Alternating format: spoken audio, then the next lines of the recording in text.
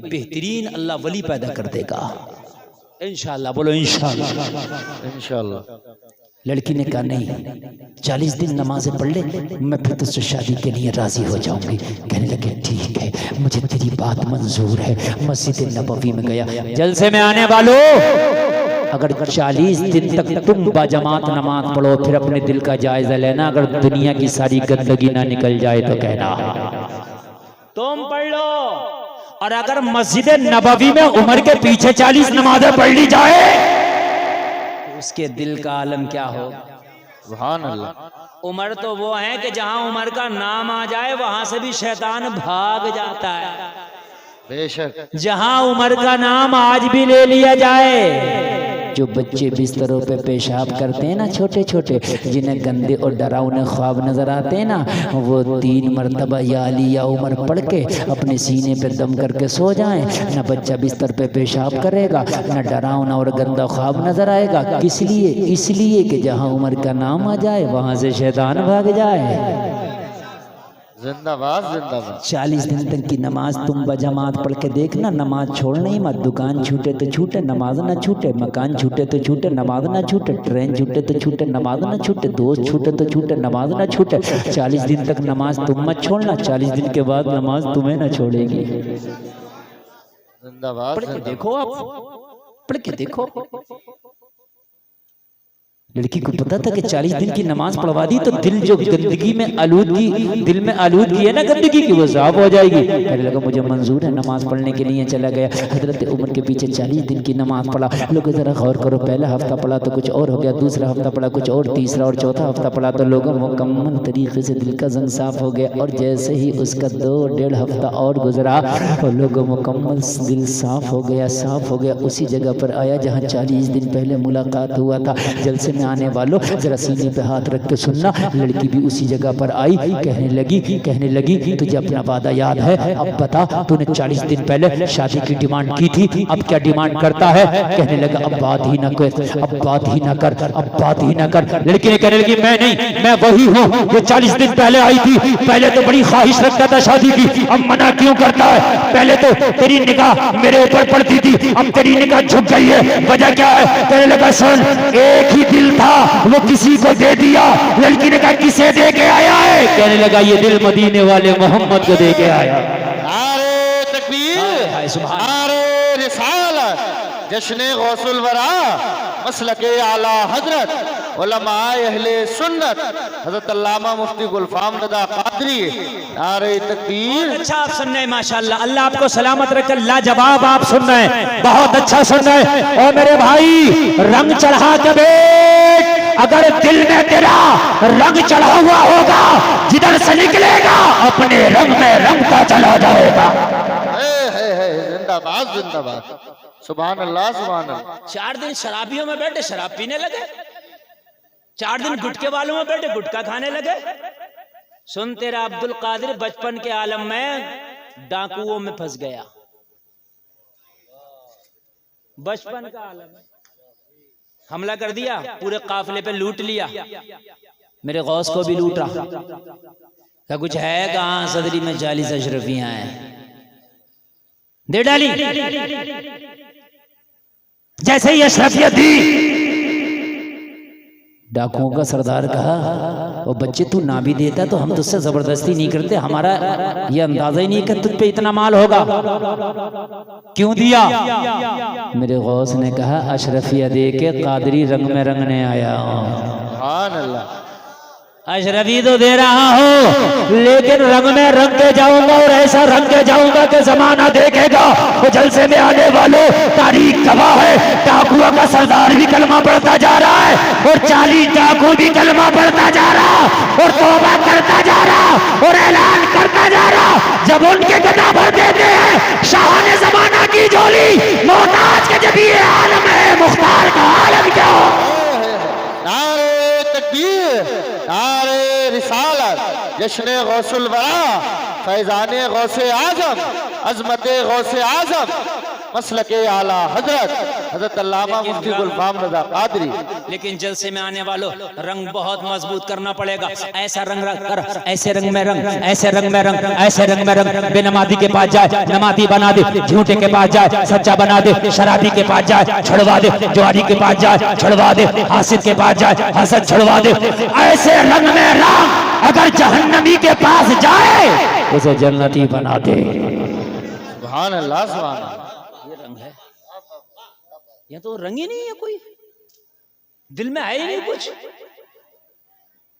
दिल के कुछ कोने में बॉलीवुड बैठा, कहीं हॉलीवुड बैठा, कुछ में क्रिकेटर बैठे हैं, बस। अफसोस होता है यार।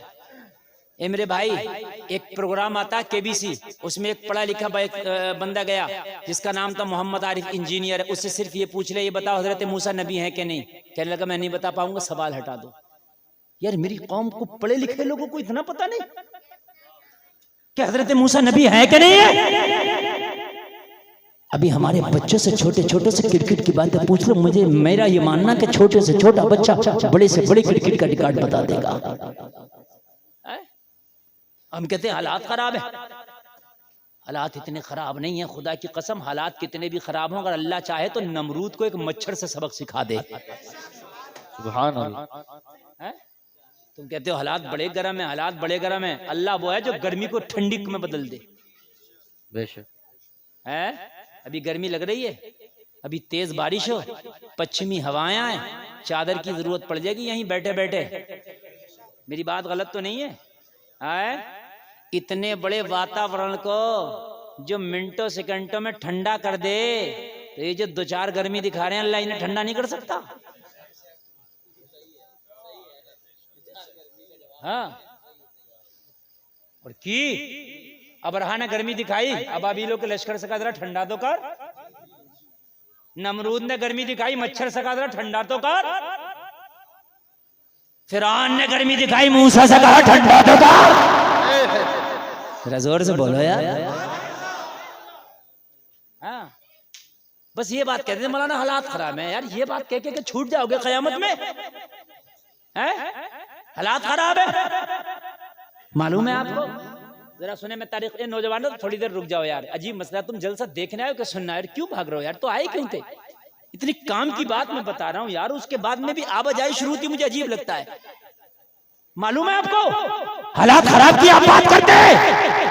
फिरौन ने तो खुदाई का दावा कर रखा था, लोगों की नाक में दम कर रखा था। जो खुदा मानता उसे छोड़ता, जिसने खुदा नहीं माना उसे जान से मरवा देता। ये था फिरौन का हाल। कितने हालात खराब होंगे। कहा मुझे खुदा मानो, अना रब्बुकुमुल आला, मैं हूं खुदा। लेकिन लोगों, जलसे में आने वालों, जलसे में आने वालों, जब उल्टी गिनती शुरू हुई तो इसके सिताराबाज जो नजूमी था, जो इसकी फाल खोलता था, उसने कहा फिरौन तेरे उल्टे दिन शुरू हो गए। कहा कैसे? कहा एक बच्चा तेरी रियासत में पैदा होने वाला है, नाम मूसा होगा, तेरा तख्ता पलट कर देगा। अच्छा, मैं मेरा मुकाबला करेगा वो भी बच्चा? हाँ। फिरौन ने हुक्म दिया अपने सिपाहियों को, जितने भी बच्चे हैं मेरी रियासत में सबको मार दो। मार दिया गया, सब बच्चों को कत्ल कर दिया गया। कितने हालात खराब होंगे। जलसे में आने वालों बताओ हालात खराब होंगे कि नहीं होंगे? एक बच्चा न बच सका। अपने फाल खोलने वाले सितारेबाज से बोला बता अब मेरे सितारे क्या करें? कहने लगा तेरे सितारे अब भी गर्दिश में है, गिलटी उल्टी शुरू हो गई। कहने लगा क्यों? बच्चे से खतरा था, मरवा दिए। सितारेबाज ने कहा जिससे खतरा है वो मरा ही नहीं है। जिससे खतरा है वो मरा ही नहीं है। कहा क्यों?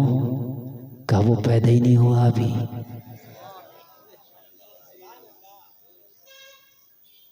तूने जितने मरवाए हैं उनसे खतरा नहीं था, और जिससे खतरा है वो आया नहीं।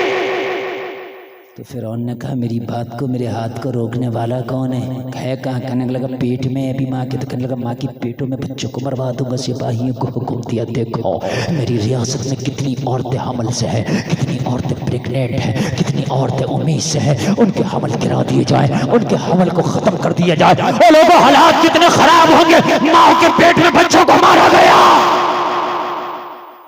लेकिन जिसे अल्लाह रखे उसे कौन चखे। हजरत मूसा दुनिया में आने वाले, हजरत मूसा की माँ के लिए हुक्म हुआ, वो मूसा की माँ तेरा बेटा मूसा आने वाला है और फिरौन बच्चों का दुश्मन है। इससे पहले कि मूसा के सर पे मौत मौत बन के मंडराए उसके सिपाही, तू अपने बच्चे की पैदाइश शहर में नहीं बल्कि शहर से बाहर जंगलों में निकल जा, वहीं मूसा की पैदाइश होगी, वहीं मूसा की इबादत होगी। हजरत मूसा की माँ जंगलों में निकली, जंगलों में निकली, कहीं हजरत मूसा की पैदाइश ना कोई नर्स है, ना हॉस्पिटल, ना डॉक्टर, लेकिन जब अल्लाह चाहे तो क्या हो। मूसा आ गए, अब मूसा आए, नबी हैं, नबी तो पैदा होते ही नबी होता है। माँ का बच्चा काला हो, भेंगा हो, कैसा हो, माँ के लिए तो खुदा की कसम चांद का टुकड़ा होता है। फिर ये तो नबी है, कितना खूबसूरत होगा। कहने लगी मौला मेरा मूसा लाजवाब है, चांद का टुकड़ा, लेकिन क्या करो, शहर में लेके जाओ, फिरौन का सिपाही ना छोड़ेगा, जंगल में छोड़ के जाओ तो कोई दरिंदा ना छोड़ेगा। ओ मौला मैं क्या करूं, हुक्म हुआ, ओ मेरी बंदी मूसा हमारी अमानत है, हमारे हवाले कर, वो फिर हमारी कुदरत का करिश्मा दे। सुभान अल्लाह, सुभान अल्लाह। हमारी कुदरत का करिश्मा देख। बहुत बड़ी बातें कह के जा रहा हूँ, और इतनी बड़ी बातें कह के जा रहा हूँ कि ईमान इतना मजबूत हो जाएगा, इतना मजबूत हो जाएगा कि जब मुसब्बिबुल असबाब मेरा रब है यार, तो फिर टेंशन लेने की जरूरत क्या है। अल्लाह तो वो बनाएगा। तेरे पास कुर्सी नहीं मैं मानता हूँ, लेकिन आयतल कुर्सी तो है तेरे पास। अरे बोलो यार, है जहाँ कुर्सी काम ना है वहाँ आयतल कुर्सी काम आती है। हजरत मूसा की माँ को हुक्म हुआ, छोड़ दो हमारे रहमो करम पर और देखो हमारी कुदरत का करिश्मा। हजरत मूसा की माँ ने एक टोकरी ली, टोकरी में घास फूस रखा, अपने बेटे मूसा को लिटाया और दरियाई नील की मौजों के हवाले कर दिया। मौला तेरी अमानत तेरे हवाले, तू जाने तेरा मूसा जाने। और बच्चे बच्चे जरा अब सुनना, आप कहते हो हालात खराब है, हालात खराब, ये रोना रोना बंद कर दो, बंद कर दो, बंद कर दो। आज 125 करोड़ पूरी दुनिया में जितने कलमा पढ़ते हो, एक दिन मक्का में कुल 40 लोग थे जिन्होंने कलमा पढ़ा था, और 40 में ने कलमा पढ़ा था, बड़े धमाकेदार एंट्री की थी, जिसका नाम उमर इब्ने खत्ताब है। कलमा पढ़ने के बाद खड़े हो गए, दारे अरकम में कलमा पढ़ा, मेरे नबी के हाथ में हाथ दे के कोहे सफा के दामन में जो कहा दारे अरकम में कलमा पढ़ के उमर खड़े हो गए। नबी ने फरमाया उमर खड़ा क्यों है? अर्ज किया आका मैंने सुना कलमा पढ़ने वाले को घोड़े से मारा जाता, कलमा पढ़ने वाले को पत्थर से मारा जाता। या रसूल अल्लाह मुझे हुक्म दे, मैं काबे के हरम में जाके कलमा पढ़ूंगा। जिंदाबाद जिंदाबाद। अल्लाह की जब रहमत को जोश आता है तो ना, 40 में सिर्फ 40, ओनली 40 काबे के हरम में कलमा पढ़ा। उमर ने पता क्या क्या क्या पढ़ा, ओ मक्का के दबंगो, मैंने सुना कलमा पढ़ने वालों को मारते हो। खत्ताब के बेटे उमर ने कलमा पढ़ लिया, आओ मुझे मारो, मगर मुझे मारने से पहले ना अपने बच्चों से कह के आना, आज के बाद अपने आप को यतीम समझना, मुकाबला उमर से है। फिर ये भी हालात देखे खुदा की कसम कि रूम और ईरान के अंपायर खुदा की कसम हजरत उमर के नीचे जेर हो गए, सामने जेर हो गए। हमने ये भी देखा कि बैतुल मक़दिस की चाबियां हजरत उमर को ऐसे ही थमा दी गई। बेशक हमने फिर वो दिन भी पढ़े तारीख में। हजरत मूसा की मां ने मूसा को दरियाई नील के हवाले कर दिया। मौला तू जाने तेरा मूसा जाने। नील बहता रहा, मूसा बहता रहा, नील बहता रहा, मूसा बहता रहा। उसी दरियाए नील से छोटी सी नहर कट के फिरौन के महल में जाती थी। कहां जाती थी? कहां जाती थी? अल्लाह का हुक्म हुआ, फरिश्ते मेरे मूसा की टोकरी इस नहर में डाल दीजिए, फिरौन के महल में जा रही है। हाय हाय हाय मौला, फिरौन तो मूसा के खून का प्यासा है और मूसा को वही भेजता है। कहा दुनिया वालों, अरे तुम नहीं जानते, तुम सबब को देखते हो मगर मुसब्बिबुल असबाब तो मौला है। लोगों जरा गौर करो, हजरत मूसा की टोकरी उस नहर में पड़ी, हजरत मूसा फिरौन के महल में जा रहे, मुस्कुराते जा रहे, ऐलान करते जा रहे, दुनिया वालों देखो मूसा घर में घुस के मारेगा। देखो जरा, वो पहुंच गए हजरत मूसा। जिंदाबाद जिंदाबाद। पहुंच गए और हजरत मूसा पहुंचे थे, फिरौन की नजर पड़ी, देखा बच्चा, तो बच्चे को देख के तो इतना खतरे में हो जाता था जैसे भेड़ भेड़िए को देखकर, बकरी शेर को देखकर घबरा जाती है। जैसे बच्चे को देखा चीखने लगा, सारे सिपाहियों को बुला के कहने लगा, मैंने तो कहा था सारे बच्चों को मर्डर कर दो, ये कहां से बच गया। वाकई बच गया। सारे अधिकारी परेशान, नहीं छोड़ेगा ये हमें भी। उनमें का एक बड़ा तेज तर्रार तक, अगर बचना चाहते हो तो मेरे पीछे पीछे हाँ में हाँ करते रहना, वरना ये पागल तुम्हें नहीं छोड़ेगा। कहने लगा जो तू बोल वो हाँ में हाँ करा, मगर इस पागल से बचा। और यार ये बच्चा बच कैसे गया। कहने लगा तुम टेंशन मत लो। फिरौन कहने लगा फिरौन परेशान क्यों है। कहने लगा बच्चा। बच्चे को देखकर तो ऐसा लगता था जैसे ख्वाब में किसी को डरावना ख्वाब नजर आ गया, एकदम बच्चा बच्चा। बड़ा घबरा गया। कहा घबरा मत, इससे तुझे परेशानी का। कहने लगा तुझे पता नहीं है, मेरे नजूमी ने, मेरे सितारेबाज ने मुझे बताया कि एक बच्चा ऐसा पैदा होगा जो तेरी हुकूमत के उलट देगा, तेरे तख्त के ईंट बजा के रख देगा। तो कहने लगा बुला अपने सितारेबाज को। बुलाया गया। कहने लगा बता तेरा डायरी, तेरी जंतरी, तेरा हिसाब क्या कहता है। कहने लगा ये कहता कि एक बच्चा पैदा होगा इसकी रियासत में जो इसकी हुकूमत को पलट कर रख देगा, इसको डुबो के मारेगा। कहने लगा सुन, वो इसकी रियासत में पैदा होगा ना। हाँ, हमने इसकी रियासत के सारे बच्चों को मार डाला है। ये दरिया नील से बह के आया। दरिया नील तो पता नहीं किस किस मुल्क से होके आ रहा है। ये मुल्क का बच्चा नहीं है, ये देश का बच्चा नहीं है, ये विदेश का बच्चा है। क्या गया। जब इतनी बात फिरौन के समझ में आई तो कहने लगा इससे तो खतरा नहीं, का देसी से खतरा था, परदेसी से कहाँ खतरा है। कहने लगा जब परदेसी है और विदेशी है तो इससे खतरा नहीं है, तो सारे बच्चे खत्म हो गए यार, इसे निकालो पालेंगे। हाय हाय ये अल्लाह है, पलवाएगा भी इससे। ये है अल्लाह, ये है मुसब्बिबुल असबाब। बेशक। फिर उन्होंने निकाला, हकीमों को बुलाओ, चेकअप कराओ, बच्चे को कुछ हो गया तो खैर नहीं है, सब परेशान, अजीब बच्चा है, अब कुछ होना नहीं चाहिए। सबने कहा नॉर्मल। तो कहने लगा अब दूध का इंतजाम करो, दाया को बुला के लाओ। दाया को बुलाया, एक को बुलाया, दो को बुलाया, तीन को बुलाया, पांच को बुलाया, छह को बुलाया। हजरत मूसा ने किसी के दूध को मुंह न लगाया। एक पे एक दाया आती रही, एक पे एक दाया आती रही, एक पे एक दाया आती रही। हजरत मूसा किसी के पिस्तान को मुंह नहीं लगाते, किसी के नहीं। फिरौन ने कहा और लाओ और लाओ और लाओ, मुझे बच्चा चाहिए, बिल्कुल सही चाहिए। दाया पे दाया, दाया पे दाया, किसी के पिस्तान को मुंह नहीं लगाया। मूसा पीते क्यों नहीं। कहा पिएंगे, अगर रब पिलाने पे आ गया तो किसी गैर का क्यों पिए, फिर अपनी माँ का ना पिएंगे। जब वो पिलाने पे ही आ गया, जब वो पिलाने पे ही आ गया तो फिर किसी गैर का क्यों पिएंगे। जब वो आ ही गया पिलाने पे तो कैसे पिएगा मूसा। वो मेरा खुदा जाने कैसे पिलाएगा। सुभान अल्लाह। हाय हाय हाय, हालात कितने खराब थे, हालात कितने खराब थे। ये तो मेरा मौला जाने कैसे पिलाएगा, कैसे पिलाएगा, कैसे पिलाएगा, कैसे पिलाएगा। और पीना भी माँ का था, इसलिए कि जब हजरत मूसा को इसके जादूगर ललकारेंगे कल मैदान में, जब अजदहे बनाएंगे कल मैदान में, और जब अजदहों का सामना हजरत मूसा को करना पड़ेगा तो कहीं ये ना कह दे मूसा अगर माँ का दूध पिया है तो निकाल। इसलिए मूसा को मुकाबला करना है, माँ का दूध पीना है। जिंदाबाद जिंदाबाद। किसी का ही नहीं पिया। फिरौन परेशान। हजरत मूसा की माँ की सहेली या उनकी बहन उसी महल में थी। कहने लगी फिरौन अगर तू कहे तो एक औरत है मेरी नजर में जो बड़ी साफ सुथरी रहती है, तू कहे तो उसे बुला लाऊं, शायद उसका दूध पी ले। कहने लगा पूछ कह रही है, लेके आ, तनख्वाह जितनी मांगेगी दे दूंगा। हजरत मूसा की सगी माँ के पास पैगाम पहुंच गया। चलो फिरौन के महल में एक ऐसा बच्चा आया है वो किसी का दूध ही नहीं पीता। सोचने लगी मेरा मूसा तो ना पी सका, हो सकता है इस छाती का दूध किसी और के बच्चे के काम आ जाए, उसकी जिंदगी बच जाए। चलो चलते हैं। मगर क्या पता था कि किस्मत सबर के बैठी है। जैसे ही फिरौन के महल में कदम रखा और बच्चे पे माँ की नजर पड़ी तो खुदा की कसम दिल मुस्कुराने लगा और मुस्कुरा के कहने लगी वाह मेरे मौला तेरी कुदरत के करिश्मे। अरे बन के फानूस जिसकी हिफाजत हवा करे वो शमा के बुझे जिसे रोशन खुदा करे।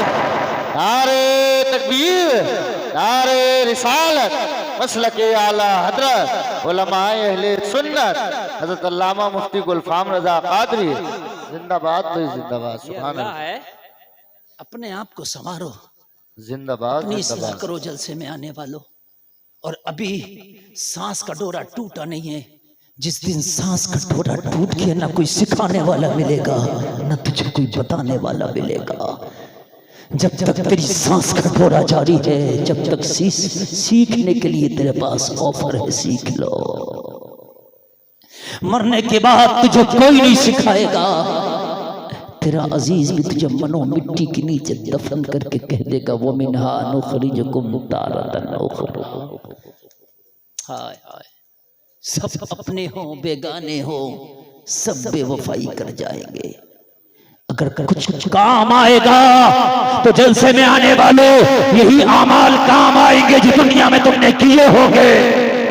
सुभान अल्लाह सुभान अल्लाह। यही आमाल काम आएंगे जो दुनिया में तुम करके चले गए होगे। और मेरे भाइयों, अपने इश्क रसूल में ऐसे रंग जाओ, ऐसे रंग जाओ। अपना जाहिर भी सही कर लो, अपना बातिन भी सही कर लो। लोग कान खोल करके सुनो, अगर जाहिर व बातिन सही हो गया तो हालात मौला के ऊपर छोड़ देना, हालात वो खुद सही कर देगा। सुभान अल्लाह सुभान अल्लाह। हमें तो जाहिर और बातिन सही करना है। रही हालात की बात, तो हालात मेरा मौला खुद सही, जोर से बोलो, खुद सही कर देगा। और ऐसी में एक दो मिसालें नहीं, मैं 50 मिसालें आपको देकर बता करके जा सकता हूं कि हालात जिस दिन अपने सुधर जाते हैं तो फिर गैब से मदद होती है। लेकिन मेरे भाई, इस्लाह करना पड़ेगी। जो लुकमा खा रहे हो देखना पड़ेगा हराम का तो नहीं है, बेशक ये देखना पड़ेगा। अगर नमाज याद भी कर लो, लुकमे हराम के खाओ, फिर हज पे हज करो तो ना नमाज कबूल ना हज कबूल। लुकमे भी देखो हलाल के हैं कि नहीं। 11वीं शरीफ की देगे तो आप 15-15 बनवा रहे हो, लेकिन ज़कात नहीं निकालते। मेरे भाई, इनकी एक देग भी कबूल नहीं होगी, इसलिए कि ज़कात पहले निकाल, बाद में 11वीं की देग बना, उसके बाद कबूल होगी। बेशक। बात समझ रहे हैं कि नहीं समझ रहे हैं? हराम के लुकमों से बचो। हमारे यहाँ तो ऐसा होता है कि ट्राली जा रही है, बच्चों ने गन्ने खींचे, घर लेके गया तो माँ भी कह रही है बेटे मुझे भी दे दे, बहन कह रही है मुझे भी दे दे। काश मेरी बहन तूने ये पूछा होता, ये मेरे भाई हमारे तो गन्ने का खेत है नहीं, तू लाया कहाँ से है, तू लाया कहाँ से? काश अगर तुमने ये पूछा होता तो कल तेरे बच्चे उपास न बने होते, बल्कि मस्जिद के नमाजी नजर आते। बेशक नजर आते। हम तो जानते नहीं तकवा है किस चिड़िया का नाम, हम तो जानते ही नहीं। लोगों कान खोल करके सुनो, जिस दिन तुम्हारे अंदर इल्म दीन हासिल हो गया ना, जिस दिन तुम्हें, तो खुदा की कसम खा के कहता हूं, अगर सोना भी हराम का होगा ना तो तुम ठोकर मार दोगे, क्योंकि तुम जानोगे कि हराम क्या है और हलाल क्या है। इमाम मालिक शरीयत के इतने बड़े इमाम है कि जो शरीयत के 4 इमाम हैं उनमें एक इमाम मालिक का नाम भी आता है। हजरत इमाम मालिक की बारगाह में खातून आके बैठ गई, कहने लगी हुजूर मुझे एक मसला मालूम करना। बीबी बोलो क्या मसला? कहने लगी हुजूर मसला ऐसा है कि सिर्फ मैं चाहती हूँ कि आप सुने, कोई और ना सुने। इमाम मालिक ने फरमाया बीबी थोड़ी देर के लिए कोना में बैठ जाओ, मैं दूसरे लोगों के मसाइल को निपटा दूं, उसके बाद आना तुम्हारे मसले का हल कर दूंगा। लोगों थोड़ी देर के बाद सारे लोग चले गए, बीबी आई, बीच में चादर का फासला, आके कहने लगी हुजूर मेरा एक छोटा सा मसला। बताओ बीबी तुम्हारा मसला क्या है? वो लोगों जरा गौर करो यार, ये भी किसी कलमा पढ़ने वाली की बेटी थी। इमाम मालिक की बारगाह में अर्ज करती है हुजूर मैं बड़ी गरीब खातून हूं। तो कहने लगी गुर्बत का मसला लाई हो? कहने लगी हुजूर गुर्बत का नहीं लाई हूं मैं। फिर कौन सा मसला लाई हो? कहने लगी हुजूर मैं इतनी गरीब हूं कि मैं एक चरखा चला करके सूत काट करके अपने घर का चूल्हा जलाती हूं। फरमाया तो फिर इसमें क्या मसला है? कहने लगी हुजूर मामला ये है मेरे घर में चिराग तक नहीं कि रात को चिराग जला के अपना सूत काट लूं। रात होती है तो छत पे अपना चरखा ले जाती हूँ और वहीं चांद की चांदनी पड़ती है तो उसी की रोशनी में अपना चरखा चलाती हूँ। फिर इसमें क्या मसला? कहने लगी हुजूर मसला ये है कि कि कभी कभी मेरी गली से, जिस रास्ते पे मेरा मकान है ना, उस रास्ते से बादशाहों के जुलूस निकलते हैं। अल्लाह अल्लाह। क्या निकलते हैं? बादशाहों के जुलूस। जुलूस निकलते हैं। और उन जुलूसों में ना फानूस होते हैं, मशले होती हैं, बड़ी रोशनी होती है। उनकी रोशनी जो होती है वो मेरी छत तक आ जाती है, और जब मेरी छत पे बादशाहों के जुलूस की रोशनी आती है तो उस रोशनी की वजह से मेरी सूत की काटने की जो स्पीड है वो तेज हो जाती है। अगर रोजाना 2 किलो काटती हूं तो आज 4 किलो कट जाता है। हुजूर मसला ये मालूम करना चाहती हूँ, ये जो 2 किलो ज्यादा कट जाता है ये मेरे लिए जायज है या नाजायज है? हाय हाय, जरा बोलें यार सुभान अल्लाह। मेरे भाई, ये है इस्लाम, ये है कलमा पढ़ने वालों की शान। हमारे यहाँ तो हाल ही है, किसी से कर्जा ले लिया, कहा भाई अगली जुमेरात को दे दूंगा, अगर उसने अगली को मांग लिया तो कह रहा मैं पटवाई छोड़कर भाग रहा हूं, क्या दे दूंगा? और तू मर गया तो तू भाग ही जाएगा, तुझे कौन पकड़ लेगा? हैं? अरे बोले मेरे भाई, बात है क्या नहीं है? कौन पकड़ लेगा? तेरी कब्र पर खड़े होकर ये कहने वाले कम मिलेंगे कि इसके ऊपर किसी का कर्जा तो मुझसे ले लो। ये कहने वाले मिल जाते हैं, जितने मेहमान हैं सब बिरयानी खा के जाइयो। किसके चक्कर में पड़ रहा है? किन के लिए बेईमानियां कर रहे हो? किन के लिए लोगों को लूट रहे हो, खसोट रहे हो? इनके अपने अपनों के लिए, वो अपने ही तो तेरे हैं। तेरे मरने के बाद तेरी चारपाई जनाजे की भी कब्रिस्तान से मस्जिद ना आई होगी, तेरे घर में बिरयानी चल रही होगी। मेरी बात गलत नहीं है, देख लेना। ये है तेरे अपने जिनके लिए लूट खसोट रहा है। हराम का लुकमा अगर सोने का भी हो तो ठोकर मार दे। नबी की सीरत को नहीं पढ़ा है? हिजरत की रात में जब मेरे नबी ने मौला अली को अपना बिस्तर कहा संभालो और ये फला फला की अमानतें दे के आना, अर्ज की या रसूलल्लाह इनमें तो उनकी भी अमानत है जो तलवार लेके आज आपका कत्ल करने आए। नबी ने फरमाया दुश्मनी होना अलग है, अमानत होना अलग है। मोहम्मद वो है जो दुश्मनों की भी अमानतों का ख्याल करता है। हाय हाय। हिजरत की रात मौला अली को अमानत सौंप के मेरे नबी ने बता दिया, अपने तो अपने, अगर अमानत किसी गैर की भी है तो उसकी देना जरूरी है। अमानत अगर किसी गैर की भी है तो देना जरूरी है। बेशक। कहने लगी हुजूर के वो जो 2 किलो ज्यादा कट जाता है कि मेरे लिए जायज है या नाजायज? हाय हाय यार, जरा कुर्बान जाए। क्या यार बारीकी की बात है। हमारे यहाँ के तो मसले ही अलग है, पूछे ही ना हमारे यहाँ की बातें। तो हमने तो कभी सोचा ही नहीं यार कि इतने करीबी मामलात होते हैं, और जब हम जिंदगी गुजार रहे हैं तो हमारी जिंदगी के मामलात, हमारे मामलात, हमसे हिसाब होगा, हमसे सवाल होगा। अगर आपने किसी से सौदा खरीदा, 71 रुपए का बना, आपने 70 दे के कहा 1 रुपए का फिर हो जाएगा, नहीं मेरे भाई वो कयामत में करना पड़ेगा, या तो अभी माफ करा ले या फिर उसका दे दो। कहते हैं ना हम, ये भाई टूटा हुआ नहीं हो जाएगा, ना ना ना ना, अभी कर लो। बात समझ में आ रही है कि नहीं आ रही? अभी अभी अभी अभी अभी कर ले इसी वक्त। काश हमने सीख ली होती। हाय हाय। हजरत औरंगजेब का आपने नाम सुना है? हिंदुस्तान का बहुत बड़ा बादशाह। इनके एक उस्ताद हुआ करते थे, मुल्ला अहमद जीवन। उस्ताद भी लाजवाब है, सुभान अल्लाह सुभान अल्लाह। मैं आपको बता रहा हूँ जरा लुक़मा हलाल। इन्होंने उस्ताद की ना दावत करी, खत के जरिए, फोन तो थे नहीं, खत पहुंचा। या अमेठी के रहने वाले, खत पहुंचा तो पता इन्होंने क्या जवाब दिया खत का? सुनोगे तो मचल जाओगे। बादशाह का खत आया, हुजूर दावत है, तो पता जवाब क्या दिया? औरंगजेब तेरी दावत में अभी नहीं आऊंगा, तेरी दावत में मैं शाबान के आखिरी अय्याम में आऊंगा, जब मेरे मदरसे की छुट्टी हो जाएगी तब। मैं मदरसे की छुट्टी नहीं करूंगा। और बादशाह भी गुस्से में नहीं हुआ, कहने लगा हुजूर ठीक है। और जब शाबान की छुट्टियां पड़ी ना, तो आखिरी महीने में बादशाह की दावत में पहुंच गए। दावत खाई। जब वापस आने लगे तो बादशाह ने नजराना पेश किया और पता नजराने में क्या दिया? ओनली एक चवन्नी। इन्होंने लिया, चले आए।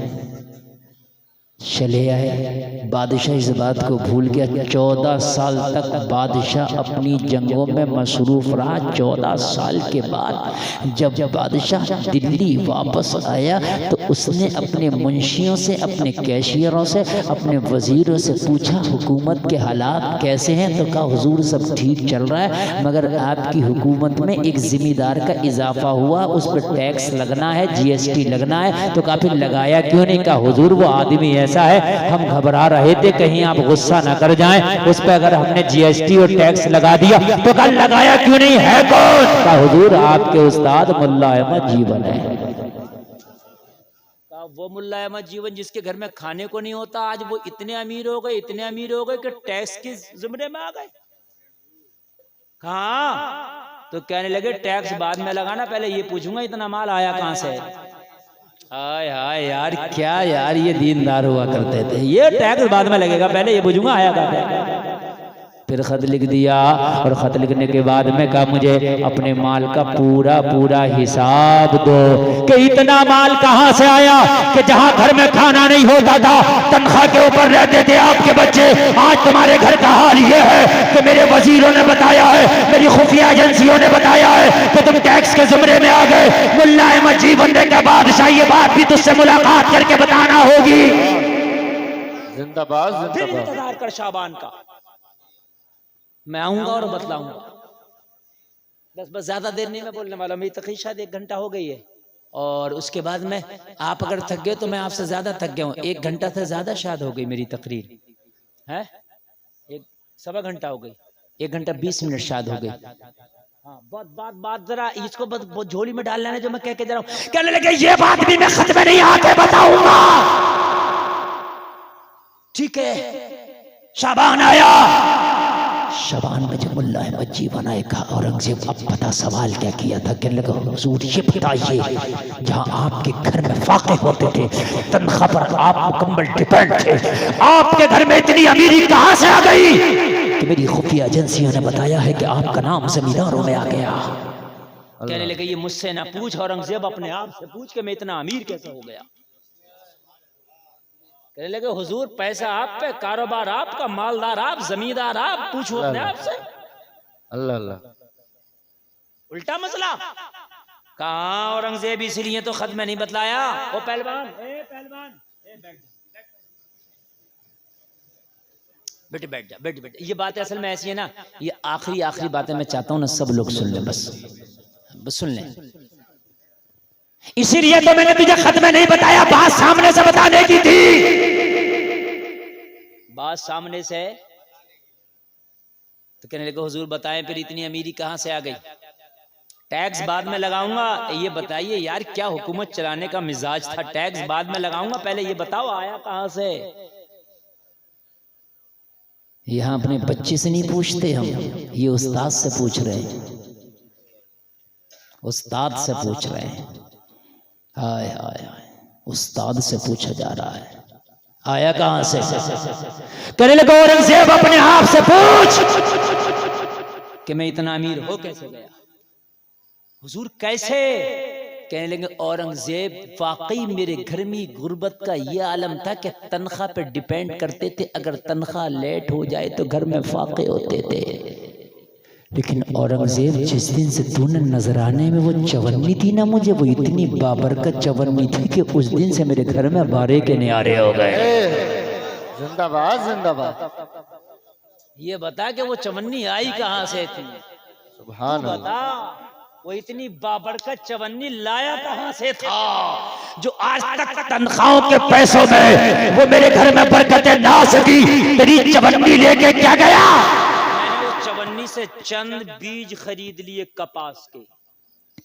कपास जानते हो, ये रुई, और खरीद के मैंने जब खेत में लगाए ना तो इतनी अच्छी फसल हुई, इतनी अच्छी फसल हुई, और फिर लगाए, और जब फिर लगाए 2-4 साल ना घूमे थे कि मैंने खेत ही खरीद डाले। सुभान अल्लाह बोलो यार। हाय हाय, देने वाला तो अल्लाह है। सुभान वो अल्लाह। चाहे तो कतरे को समंदर कर दे, वो चाहे तो समंदर को कतरा कर दे। हमने देखा कि जिन्होंने शादियों में भीख मांग मांग के कार मांगी थी, आज कारें बिक गई, टेम्पो में लटक लटक के सफर कर रहे हैं। मेरी बात गलत तो नहीं भाई? टेम्पो तो टेम्पो टुक टुक में लटका फिर रहा है। हाँ, कहाँ गए भैया तेरी बोलेरो मौलाना बिक गई तो मांगी क्यों थी? बेटे मांगने से बोलेरो वाला नहीं होगा, अल्लाह के देने से बोलेरो वाला होगा। जिंदाबाद और जिंदाबाद। मैंने देखा जिसने सादा निकाह कर लिए, रसूल की सुन्नत को निकाहों के सामने रखा, मैंने देखा अल्लाह उन्हें जहाजों में घुमा रहा। भाई अल्लाह के देने से है। जिंदाबाद। कुछ लोग कहते हैं मौलाना जब तक 2 नंबर का काम ना करेंगे मालदारी नहीं होंगे। कौन कह रहा 2 नंबर का काम करके मालदार होते? तू अगर तेरी किस्मत में अल्लाह ने अमीरी नहीं लिखी है 2 तो 2, तू 6 नंबर का काम कर ले, 10 का कर ले, 15 20 नंबर का कर ले, मालदार नहीं हो सकता। मालदार जब होगा जब तेरा मौला चाहेगा। बेशक। अरे हमने देखा पूरी जवानी यार गरीब रहा, बुढ़ापे में अल्लाह ने अमीरी दे दी। जबकि बुढ़ापे में तो कमजोर हो जाता है, दिमाग भी कमजोर, अकल भी कमजोर, जिस्म भी कमजोर, आंख भी कमजोर, मगर अल्लाह ने बुढ़ापे में दे दी इसलिए कि जितना किस्मत में लिखा मिलकर रहेगा। बेशक। हाँ, पता लोग क्या करते हैं? किसी को किराए पे दुकान दी, उसने दुकान रखी, उसकी चलने लगी, तो मालिक साहब ने पता क्या कहा? दुकान खाली करो। सोचा यार इसने तो चप्पल का शोरूम खोला, मजा ही आ गया, खूब चल रहा, मैं रखूंगा। अब खुद बैठे हुए मक्खी मार रहे हैं। और तेरी दुकान का कमाल नहीं, उसके नसीबे का कमाल था। तेरी दुकान का कमाल नहीं है, उसके नसीबे का कमाल है। वो अगर जंगलों में भी रख लेगा ना तो दुकान उतनी चलेगी। बेशक। यार सुभान अल्लाह। सुभान अल्लाह। लोग मौलाना नहीं बना रहे हैं डर के हमारे, 5000 में बेटा करेगा क्या? लोग हाफिज नहीं बना रहे, मेरा बेटा करेगा क्या? मैंने डॉक्टरों को भी मक्खी मारते देखा है, मैंने इंजीनियरों को भी मक्खी मारते देखा है, मैंने मौलवियों को भी मजे मारते देखा है। जिंदाबाद जिंदाबाद। नारे तकबीर, नारे रिसालत, नारे गौसियत। मेरी बात गलत तो हज़रत नहीं आला है? हज़रत। मेरे भाई बताइए जी। बोलो। अल्लाह लिखता है, जिसके नसीबे में लिख दिया। देखो ये आने लगे तोहफे, इनका मतलब है कि तकरीर खत्म करना है। आपको अच्छा लग रहा है कि नहीं? मजा आ रहा है? नींद तो नहीं आ रही है? बात पूरी कर दूं, ये खत्म पूरी कर दें? अल्लाह सलामत रखे। अच्छा एक बात बताऊं, अब मुझे पता चला कि जितने पेड़ पे अमियां आती हैं सबका आम नहीं बनता। जी। कुछ पहली हवा में गिर जाती हैं, उनकी कोई औकात नहीं होती है। जो पेड़ के दामन को मजबूती से थामे रहती हैं उन्हीं का आम बनता है, और बाजार में जाके उन्हीं का दाम बनता है। सुभान अल्लाह। है ना? कुछ अमियां थी वो पहली हवा में चली गईं, अब जो बैठे हैं मुकम्मल आम बन के बैठे हैं।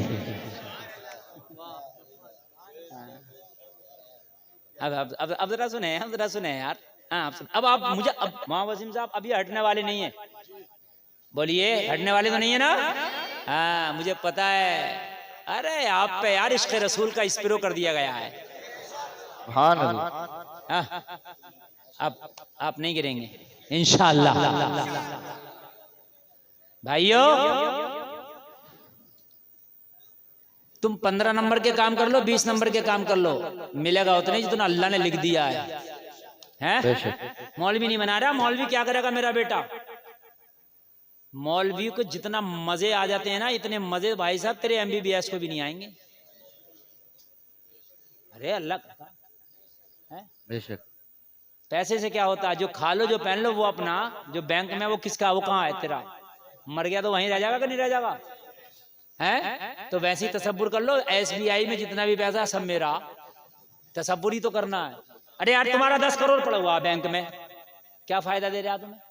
पढ़ाई तो है, जो खा लिया और जो पहन लिया वही अपना। अरे नहीं बात समझ रहे हैं यार? जो खा लिया जो पहन लिया वही अपना है, जो रह गया वो हमारा कहाँ है? भाई मौलवी बता किससे कम खा रहा है और किससे कम पहनना है? एक एक मौलवी जितने मुर्गे खा लेता है, पूरा डॉक्टरों का स्टाफ पूरा हॉस्पिटल का नहीं खा पाता हो। मेरे भाई गलत नहीं है, ये अल्लाह खिलाता है यार। हैं?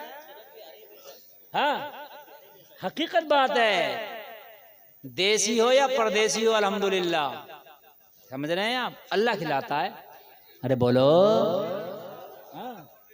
अल्लाह खिलाता है। और यहाँ भी मिलेंगे, मरने के बाद भी मिलेंगे इंशाअल्लाह। हाँ, डॉक्टर साहब बनेंगे। डॉक्टर, मैं ये नहीं कह रहा कि डॉक्टर बनना गलत है, मगर दीनदार पहले बनो, डॉक्टर बाद में। बेशक। इंजीनियर बाद में बनो, दीनदार पहले बनो। अपने बच्चों को दुनिया की तालीम बाद में, मोहब्बत रसूल का दूध पहले पिलाओ। सुभान अल्लाह, सुभान। बात समझ में आ रही है कि नहीं आ रही है? हाँ, दौलत न झूठ बोलने से आती है, न फरेब करने से आती है, अल्लाह की अता करने से आती है। बेशक। कहा औरंगजेब तेरी चवन्नी बड़ी बाबरकत थी। औरंगजेब खामोश है, खामोश है। कहने लगा औरंगजेब ये चवन्नी आई कहां से?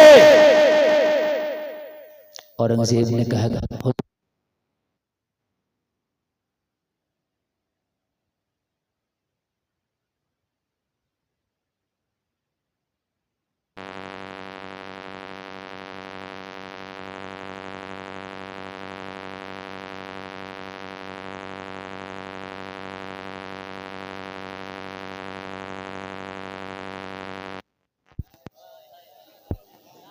अल्लाह अल्लाह। एक चवन्नी का नहीं निकला। अल्लाह यार कैसे हिसाब वाले थे। हाय हाय, चवन्नी चवन्नी का हिसाब दे रहे हैं। यहाँ तो को पूरा का पूरा ही खत्म है। रोड डलवाया, इधर से पड़ रहा, पीछे से रोड टूटता चला आ रहा, इसलिए कि उसमें लगी इतना रहा। बात है कि नहीं? लगी इतना रहा, बात है कि नहीं चाचा से? कहने लगे वो चवन्नी का हिसाब हुजूर मेरे भी समझ में नहीं आ रहा। कौन बोला? जो उनका कैशियर था। हुजूर ये चवन्नी मुझे भी नहीं पता कहाँ गई। औरंगजेब ने कहा फिर हिसाब लगा, चवन्नी का हिसाब चाहिए। होल्ड पर रख दिया हजरत मुल्ला अहमद जीवन को। हुजूर बाद में बताऊंगा, पहले इससे क्लियर कर लूं, पहले इससे क्लियर कर लूं हुजूर, बाद में बताऊंगा। पहले इससे क्लियर कर लूं। बादशाह को वजीर तो बताएगा, बता। इसने फिर सारे रजिस्टर खूंदे पदोले, खूंदे पदोले, खूंदे पदोले, बार बार बार बार। कहने लगा हुजूर बिल्कुल एक्यूरेट तो नहीं बता सकता, लेकिन कुछ कुछ चवन्नी की पकड़ आ गई, कुछ कुछ पकड़ में आई है चवन्नी, मगर मुकम्मल तो मैं नहीं बता सकता। अब चाहे मुझे सूली पे लटका दो। तो औरंगजेब ने कहा जितनी पकड़ में आई है उतनी बतला दे। अभी तक तो हिसाब ही नहीं था ना चवन्नी का, अब पकड़ में आई है तो जितनी आई है उतनी बतला दे। सुनना चाहोगे? सुनना चाहोगे? कहने लगा हुजूर एक रात की बात है, मैं अपने घर में अपनी बीवी के साथ सो रहा था। कैशियर बोला तेज की बारिश आई। जब तेज की बारिश आई तो जितनी बारिश बाहर हो रही थी उतनी मेरे घर में हो रही थी। कच्ची ठट्टी टपक रही थी, कैशियर की छत टपक रही है। अगर आज कोई जरा सा विधायक बन जाए तो 7 नस्लों की चमके कोठी। हमें सिखाओगे हुकूमत करना? कैशियर की छत टपक रही है, कैशियर की। कहने लगा हुजूर बारिश तेज की आई, मेरे जो हिसाब के रजिस्टर थे भीगने लगे। मैंने अपनी बीवी को भी जगाया कि रजिस्टरों की हिफाजत करो। मेरी बीवी और मैं रजिस्टरों को हटा हटा के सूखी जगह रखने लगे ताकि रजिस्टर बह न जाए, ताकि रजिस्टर भीग न जाए। हिसाब कहां से दूंगा?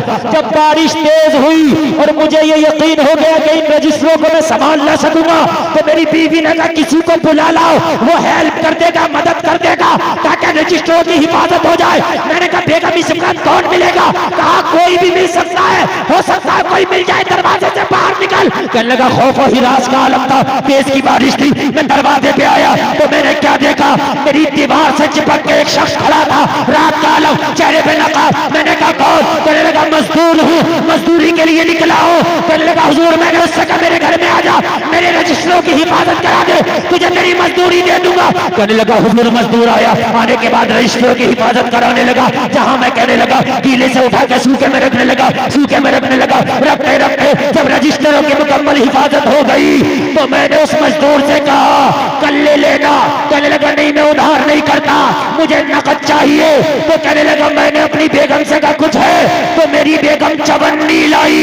मैंने उस आने वाले मजदूर को चवन्नी दे दी। नाम पता नहीं जानता, मगर इतना पता है उस रात के मजदूर को चवन्नी दिया था।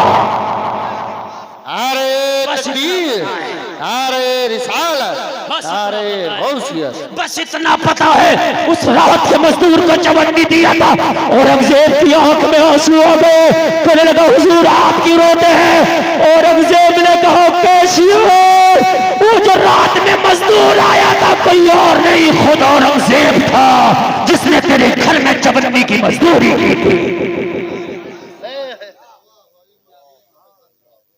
कहने लगा मैं कभी कॉपियां बनाता हूँ, कभी कुरान की किताबत करता हूँ और कभी रातों को मजदूरियां करता हूँ। ये मेरा राज था जो आज तक फाश नहीं हुआ था, तूने कर दिया। उसी से मेरे घर का खर्चा चलता है। कहने लगा मुल्ला अहमद जीवन से हुजूर वही चवन्नी थी मेरे पास जो रात को मजदूरी करके इसके घर से लाया था, वही आपको पेश किया था। सुभान अल्लाह। आज तो कहते हो कि 2 नंबर का मिल जाए, 3 नंबर का। बात बहुत जल्दी मैं खत्म कर रहा हूँ इसलिए कि 2 बज गया, बात बहुत लंबी हो गई। अल्लाह कहने से ज्यादा अमल की तौफीक अता फरमाए। तेरा बच्चा अगर स्कूल पढ़ने जाता है, अगर शाम को घर आए पढ़ के, उसके बस्ते में देख ले अगर एक कच्ची पेंसिल भी ज्यादा है, एक अगर रेजर भी ज्यादा है, पूछ मेरे बेटे कहाँ से आया, मैंने तो तुझे खरीद कर नहीं दिया था। कहीं ऐसा तो नहीं है जो पड़ोस का बच्चा है उसके बस्ते से निकल के आ गया हो, उसके बस्ते का उठा कर ले आया हो? अगर लाया है मेरे लाल उसका कल वापस कर देना, तेरे इल्म की बरकतें उड़ जाएंगी। सुभान अल्लाह सुभान। हाय हाय। बस आखिरी बात बता के बात मैं खत्म कर दूं। आज के बाद वादा करो हराम नहीं खाएंगे इंशाअल्लाह। हाथ उठा के बोलो यार, बोलो इंशाअल्लाह, इंशाअल्लाह, इंशाअल्लाह। और मुझे उम्मीद है कि इंशाअल्लाह नहीं खाएंगे। अल्लाह सलामत रखे। इसी को कामयाब जलसा कहते हैं। आपने सुना भी है और अल्लाह इस पर अमल की तौफीक भी अता फरमाए। आमीन। जिस दिन तुमने हराम से बच के हलाल की तरफ रुख कर दिया, अल्लाह तेरी नस्ल में कोई वली पैदा करेगा। सुभान अल्लाह। खातून कहने लगी हुजूर वो जो सूद ज्यादा कर जाता है वो जायज के नाजायज? इजाजत है बता दूं, ये बात पूरी बोले हैं, जायज के नाजायज? इमाम मालिक ने फरमाया खातून ऐसा लगता है जैसे हसन बसरी की तू बहन हो। कहने लगी हुजूर मैं तो आपकी बारगाह में पहली बार आया हूं, आपको कैसे पता मेरे बारे में? इमाम मालिक ने फरमाया ये तकवा अगर हो सकता है तो हसन बसरी की बहन ही का हो सकता है। सुभान अल्लाह। हाय हाय हाय। नजर क्या बदली, नजारा बदल गया। ऐसे रंग में रंग जाओ, तेरे रंग को देख के जमाना कह दे मोहम्मद का गुलाम जा रहा है। सुभान अल्लाह। ऐसे रंग में रंग जाओ, है ऐसे रंग में रंग जाओ। इमाम मालिक ने फरमाया अगर हसन बसरी तेरा भाई है तो सबके लिए वो जायज है, तेरे लिए नाजायज है। कहने लगी हुजूर क्यों? फरमाया तू तकवे के उस मयार पर फाइज है कि तेरे तकवा इस चीज की भी इजाजत नहीं देता। आय हाय हाय कि मोहम्मद से वफा तूने तो हम तेरे हैं, ये जहाँ चीज़ है क्या लोहो कलम तेरे है। खुदी को करबल इतना घर तकदीर से पहले खुदा बंदे से खुद पूछे बता तेरी रज़ा क्या है। अगर आज भी हो इब्राहिम सा ईमा पैदा आ कर सकती है अंदाज़े गुलिस्तां पैदा।